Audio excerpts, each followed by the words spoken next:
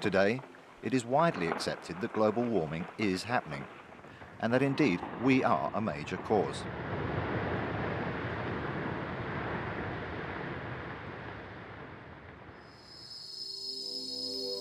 The question now is, what are we going to do about it?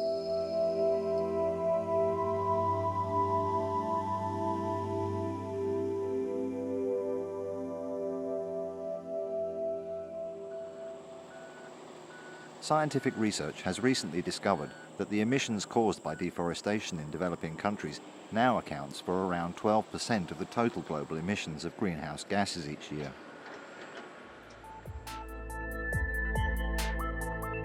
In 2007, an agreement was reached at the United Nations Framework Convention on Climate Change in Bali on the urgent need to take further meaningful action to reduce emissions from deforestation and forest degradation. One proposal to achieve this is REDD, which stands for Reduced Emissions from Deforestation and Forest Degradation. This film is about Prey Long Forest in Cambodia and some of the processes involved in developing a successful REDD project.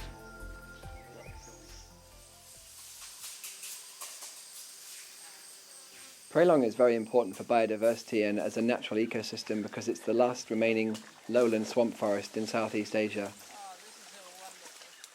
From a carbon perspective, the swamp forests of Prey Long are very important because swamp forests normally are associated with the buildup of peat.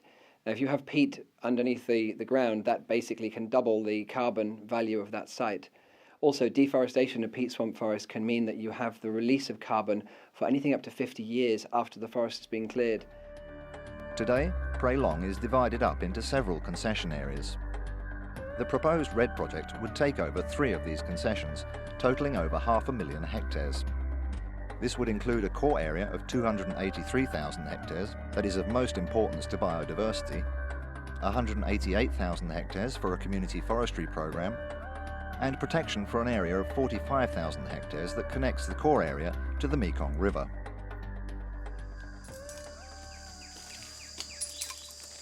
It is important to establish accurate baselines to calculate the carbon value for any type of forest, and this requires expeditions to collect relevant information.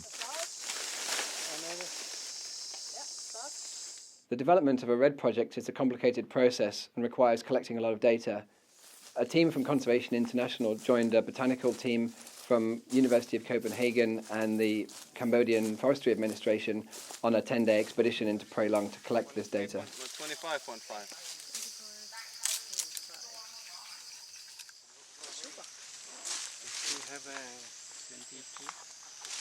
Yeah. In addition to mapping the different forest types, we managed to collect well above 100 tree species, mainly from the swamp forest. And of these, about 1/3 is only found in the swamp forest and are absolutely unique to this forest habitat. Prey Long Forest is home to more than 250,000 people, with around 700,000 more living within a few kilometres of its boundaries. This forest is an integral part of their culture and spiritual life, and many depend upon its natural resources for their survival.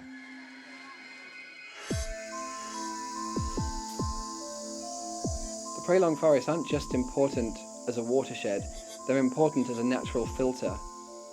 The forests remove toxins and other chemicals, and they also modify the flow of sediment into the Tonle Sap and into the Mekong River. Prey Long is an ideal place for a REDD project due to its high value locally, as well as its importance to global biodiversity and to reducing greenhouse gas emissions.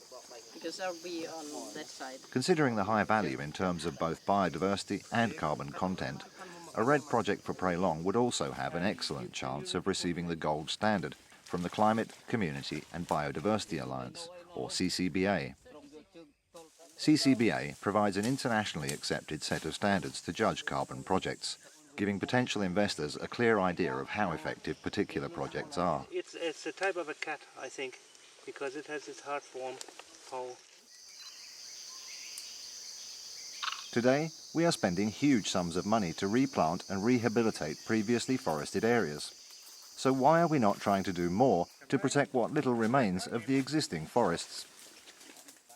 Old-growth forest is far better for reducing carbon emissions, and it also provides a much more effective way to preserve biodiversity for the future. In the end, it comes down to a matter of costs. There are certain expenses associated with the REDD process, but if done successfully, the benefits are many. The question must be, what is it worth to us to ensure the future stability of our climate?